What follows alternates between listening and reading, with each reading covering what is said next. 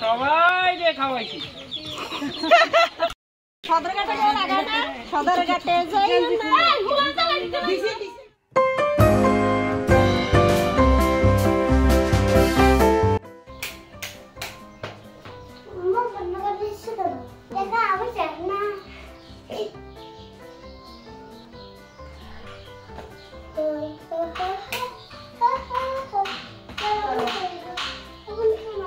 Hello everyone, আসসালামু আলাইকুম and welcome back to my another videos. I hope সবাই ভালো আছেন, সুস্থ আছেন।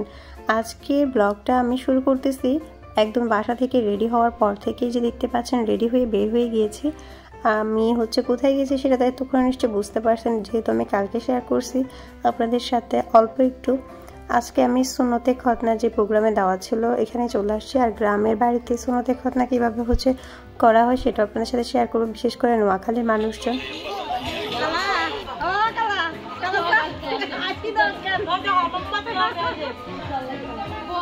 যদিও বা আমরা এখানে মিক্স ছিলাম, নোয়াখালী এবং চট্টগ্রামের মানুষ। আমাদের ভাড়াটিয়ারা নোয়াখালীর, আর আমরা যেহেতু চট্টগ্রামে। তো এটা আমার বাবার বাড়িতে আমাদের একটা ভাড়াটিয়ার ছেলের সুন্নতে খতনার প্রোগ্রাম ছিল। কোটিপতি সাধারণ অতিথি হওয়ার চাইতে গরিবের প্রধান অতিথি হওয়া অনেক বেশি সম্মানের আমার কাছে মনে হয়।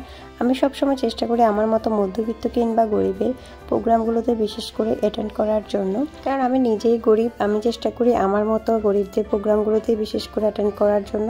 ওখানে যতটুকু সম্মান পাওয়া যায় কোটিপতি কিংবা বড়লোকের প্রোগ্রামগুলোতে ততটা সম্মান বা ভালোবাসা পাওয়া যায় না। যাই হোক, এখানে ওরা আমার জন্য বসেছিল এতক্ষণ পর্যন্ত। আমি কথাটা বলার একটাই কারণ, আমাকে বারবার করে ফোন করতেছিল, আমি আসতে লেট হচ্ছিল, তাই ওরা এই তেলাই প্রোগ্রামটা স্টার্ট না করে আমার জন্য বসেছিল। আমি এসে দেখতেছি সব কিছু রেডি করে ঠিক এভাবে সবাই চেয়ার পেতে বসে আছে।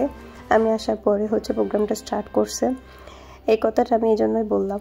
যাই হোক, এখন সবাই ওকে হলুদ দিচ্ছিল, যেহেতু ওর সুন্নতে খতনা এখানে তেলাই করা হচ্ছে। তেলাই প্রোগ্রামটাও হয়।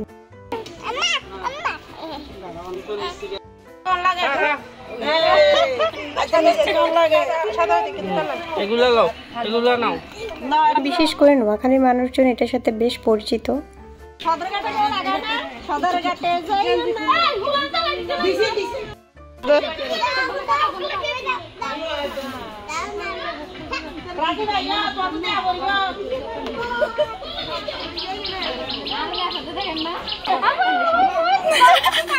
একটা চুল লুকে আছে। এই প্রোগ্রামে একজনকেও বাদ দেওয়া হবে না। প্রত্যেকের মুখে হলুদ, মেথি, তারপর হুন্দা। এখানে কি কি বাটছে আমি নিজেও জানি না, সবকিছু দেওয়া হবে। এখানে তো আমাদের ভাবি লুকেছিল, কিন্তু তাকে জানলা দিয়ে দেওয়া হচ্ছিল। আর এখানে আমি আর নুসাইবা একটু দুষ্টামি করতেছিলাম, দুজনে গালে ঘষা দিচ্ছিলাম। সাজিদের অবস্থা দেখুন, সাজিদকে কি করছে নুরি। সবাই এইগুলা মাখবে, প্লাস মাথায় পর্যন্ত দিয়ে রাখে। আর এগুলো দিলে নাকি মাথাটা একদম ঠান্ডা হয়ে যায়। যদিও জানি এগুলো সবগুলো কুসংস্কার, তবে গ্রামের গঞ্জে মানুষজন এগুলো অনেক বেশি পছন্দ করে। তাদের কাছে এগুলো মেইন উৎসব আমার কাছে মনে হয়, আমি যতটুকু দেখছি। তাদের হলুদের প্রোগ্রামের চাইতে তাদের প্রোগ্রামটা বেশি জনপ্রিয়, বিশেষ করে নোয়াখালী এবং হাতিয়ার মানুষজনের কাছে। হয়তোবা আমাদের দক্ষিণ চট্টগ্রামের মানুষজন খুব একটা বেশি এগুলো করে থাকে না।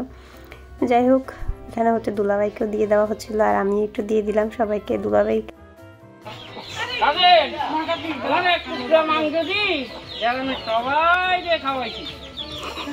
এট লাস্ট এবার ওকে গোসল করানো হবে। আর গোসল করানোর কত আয়োজন দেখুন। এখানে পানির মধ্যে আম পাতা, তারপর পান পাতা, স্বর্ণ, আর কি কি নিচে জানি সবকিছু চুবাই, তারপর ওকে গোসল করানো হবে। ওর তো একদম মুড অফ ছিল তাসিনের এতক্ষণ। আচ্ছা, ওর নাম তাসিন। ও এতক্ষণ মুড অফ করেছিল, আর এখন একটু হাসতেছে। ও হয়তো ভাবতেছিল আমাকে এগুলা কি কি করাচ্ছে। যাই হোক, ওকে গোসল করানোর পর এখানে সাজিদকে গোসল করানোর জন্য নিয়ে আসছে ওর মামা। ওর মামাকে গোসল করিয়ে দেয় আমরা খাওয়া দাওয়া স্টার্ট করি। প্রথমে হুজুরকে দিয়ে শুরু করা হয়। হুজুরদের এক বেশ শেষ হওয়ার পর সবাই আমরা মহিলারা বসবো। তো এখানে আমি রেডি হয়ে নিয়েছি, আর এখন সবাই মহিলারা বসে গিয়েছে, আর ছেলেরা আমাদেরকে সার্ভ করে দিচ্ছিল।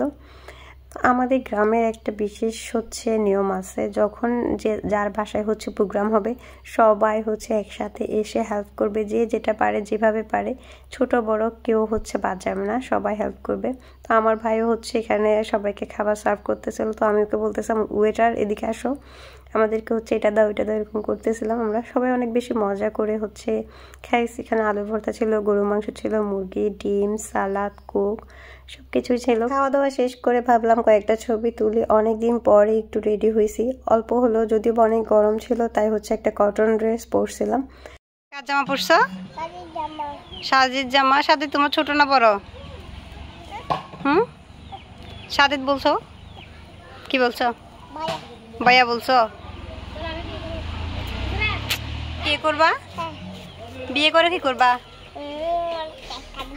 কেক কাটবা? কেক কাটার জন্য বিয়ে করবা? সাজার জন্য বিয়ে করবা না লিপস্টিক দেওয়ার জন্য?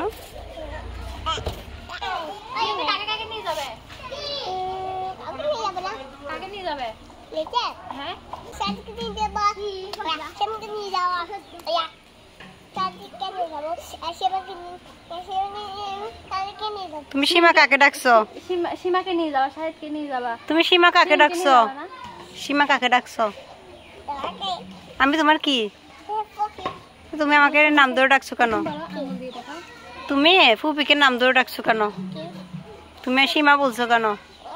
হ্যাঁ, তুমি দেখো না এই জন্য বলছো? আমার আম্মু কোনটা? পেট কোন পেট থেকে বাইর হয়েছি? দেখি পেটটা। তুমি তোমার বিয়েতে কাকে কাকে দাওয়াত দিবে? কাকে?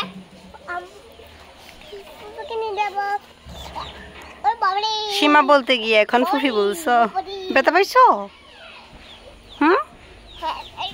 তুমি বললে কি করবা?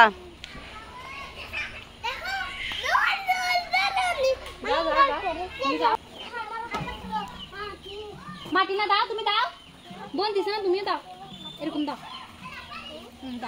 সাজিদ একটা কবিতা বলো তো। সাজিদ একটা কবিতা বলো। এরকম দাও। নুসাইব একটা কবিতা বলো। কবিতা না, একটা কবিতা বলো না। হাট্টিমা টিম টিম বলো। সাজিদ বলো তো। ওই দেখা যায় তাল গাছ বলো।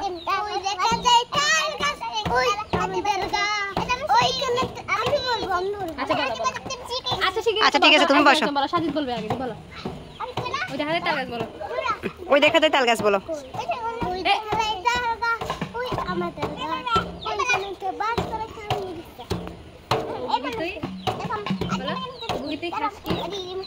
আসছিলাম 2 দিন থাকবো বলে, আর এখানে নুরি আমাকে মেহেন্দি লাগাচ্ছিল। হঠাৎ করে আমার শ্বশুর বাবা হচ্ছে ফোন করছে, বলতেছিল আমার দাদি শাশুড়ি অনেক বেশি অসুস্থ।